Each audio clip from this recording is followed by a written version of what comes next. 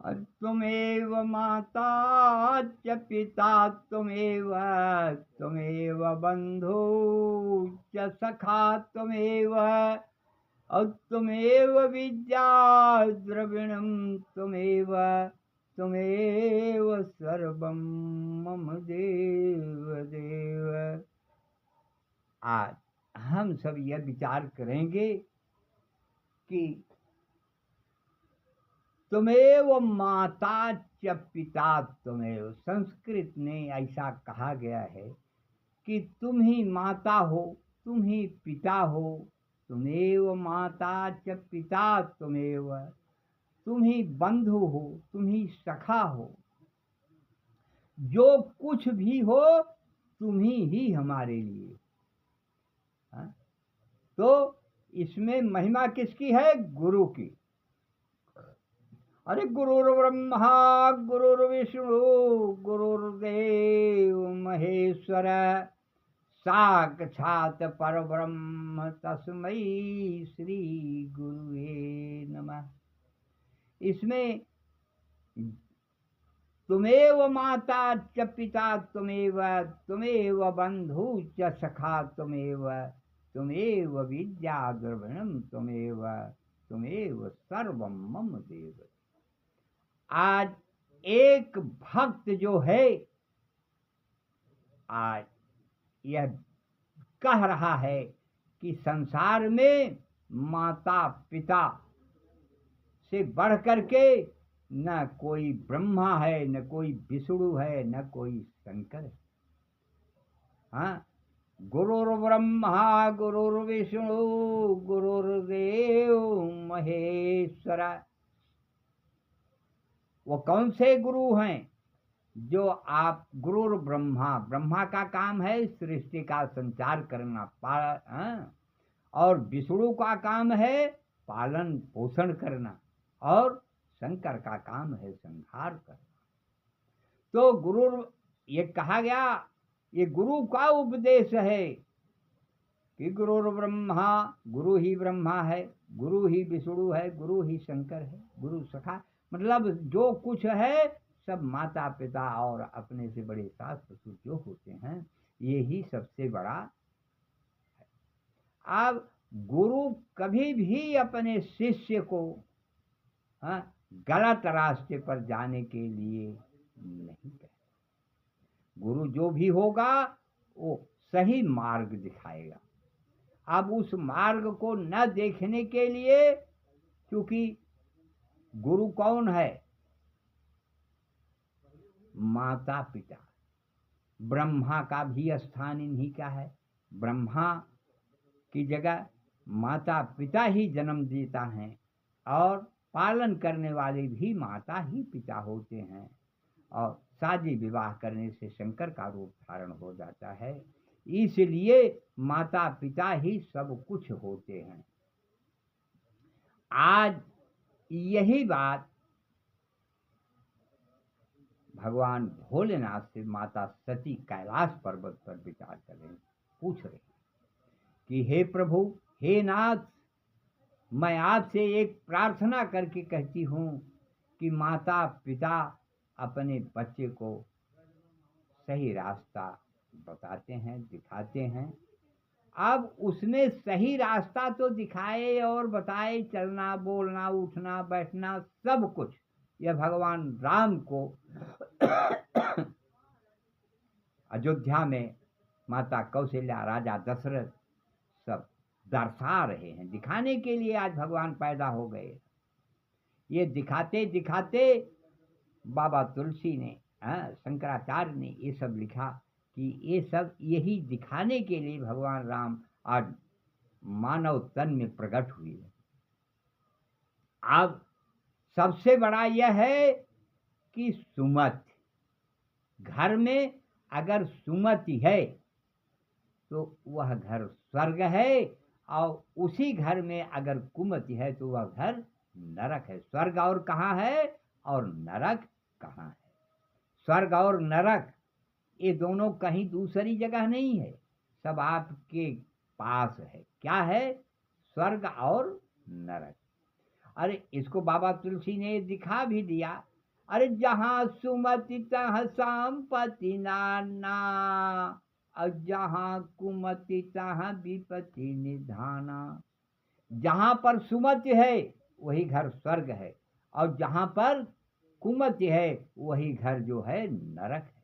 जैसे आज सुमत को देखिए बाबा भोलेनाथ के दरबार में, भोलेनाथ के घर देखिए कितनी बड़ी सुमति है, कितना बड़ा अनुशासन है कि आज बाबा भोलेनाथ की सवारी क्या है? बैल। बाबा भोलेनाथ की सवारी क्या है? बैल। आज और माता आदि शक्ति दुर्गा सती की सवारी क्या है? शेर। बैल से और शेर से कितनी बड़ी दुश्मनाई है, बहुत बड़ी दुश्मनाई है। बैल से और शेर से, लेकिन आप दोनों एक हाथ, 1.5 हाथ, 2 हाथ की दूरी पर बैठे हुए हैं। न तो बैल शेर का कुछ बिगाड़ रहा है, न तो शेर बैल का कुछ कर रहा है, न बैल शेर का। कितने प्रेम से, यही है कि जहाँ सुमति होती है वहाँ पर शेर, बाघ और बकरी एक घाट पर पानी पीते। और सुनिए बाबा भोलेनाथ के दरबार में, राज्य में, घर में कितनी बड़ी सुमत है। और देखिए माथ पे चंद्रमा है, बाबा भोलेनाथ के माथ पर चंद्रमा है, और गले में क्या है? बिख है। लेकिन ज्यादा से ज्यादा हाथ बीते का अंतर है, लेकिन बिख अपनी जगह पर है, और अमृत, चंद्रमा में अमृत है, अमृत अपनी जगह पर है। और इधर देखिए बाबा भोलेनाथ के गले में क्या है? सर्प। और इनके गले में क्या? गणेश जी के की सवारी क्या है? मूस। हाँ, तो इनका बैर है, मोर का बैर है। इस तरीके से आप देखिए किसी का कुछ कोई नुकसान होने वाला नहीं है। भोले न तो वो बिख, चंद्रमा अपनी जगह पर, माने अमृत जो है अपनी जगह पर है, बिख अपनी जगह पर है, कोई किसी का नुकसान नहीं कर रहा है। और मोर जो है सांप का कोई नुकसान नहीं कर रहा है। इस तरीके से न तो सांप मूस का कोई नुकसान कर रहा है। तो इस तरीके से देखिए सब अपने परिवार में, अपने घर में ही सब बैठे हुए हैं।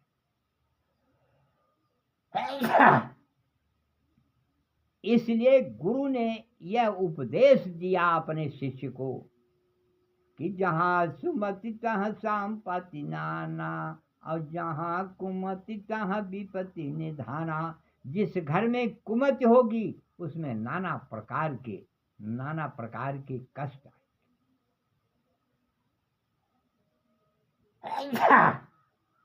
आज बाबा भोलेनाथ के घर में देखिए कितनी बड़ी सुमत है।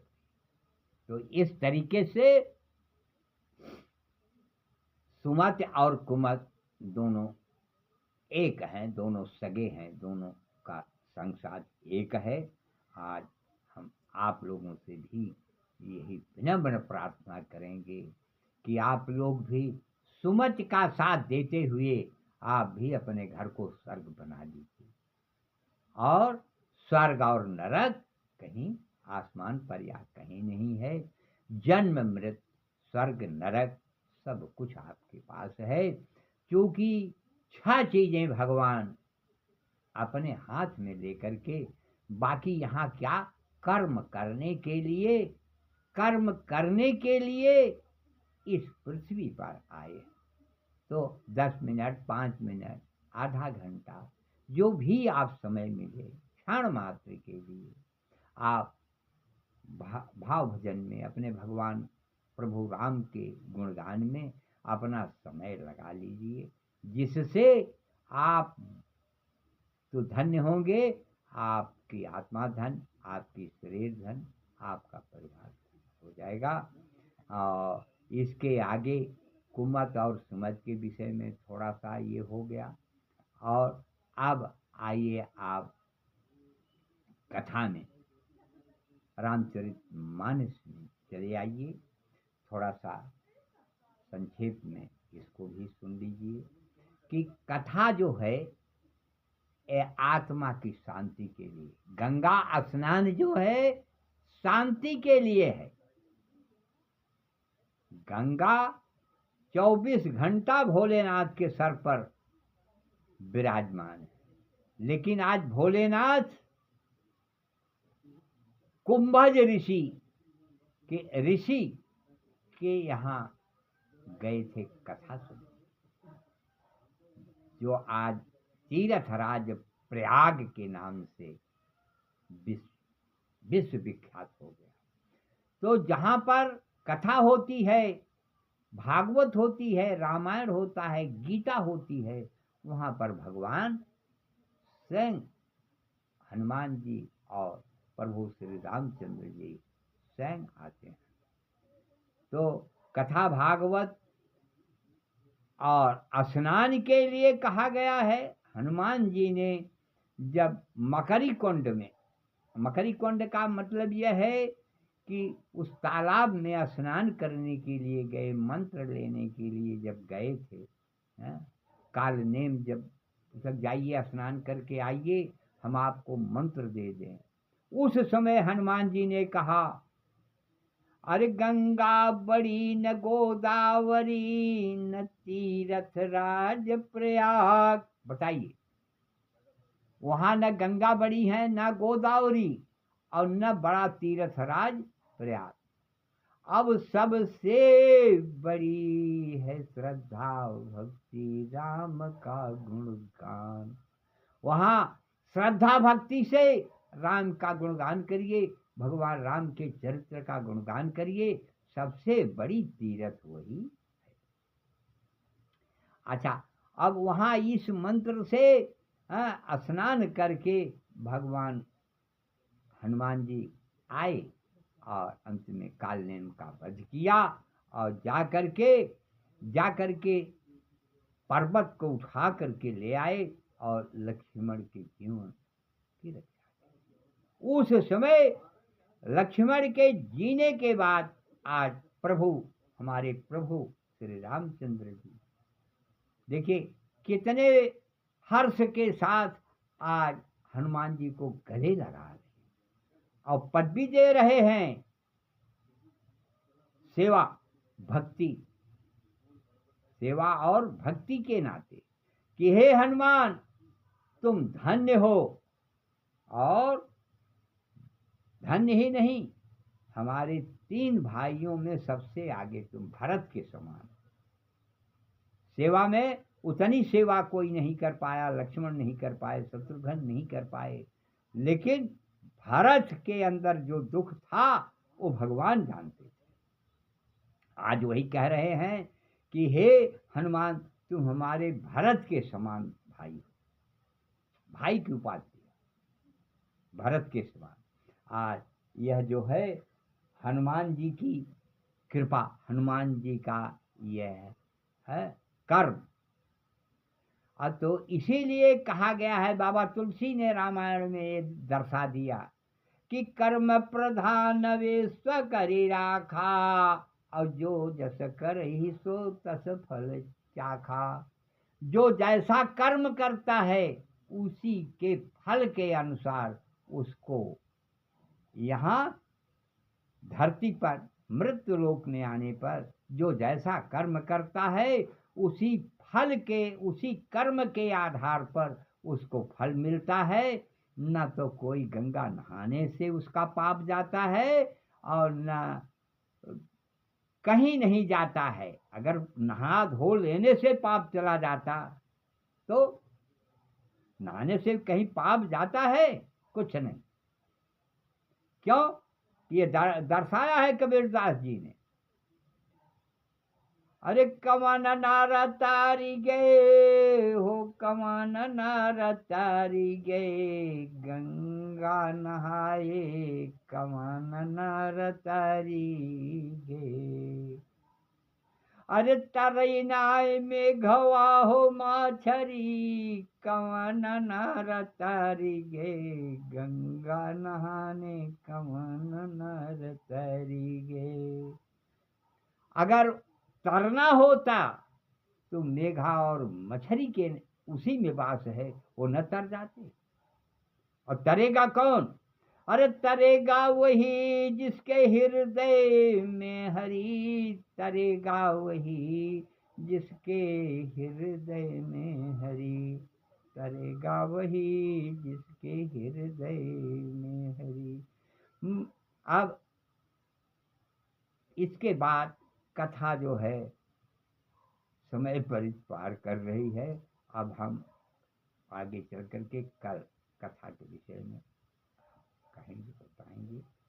अब कथा विसर्जन होत है, सुनहु देव मन लाए, और जो जहाँ से प्रभु आए तहाँ का करो बयान। बोलो सियावर रामचंद्र की जय।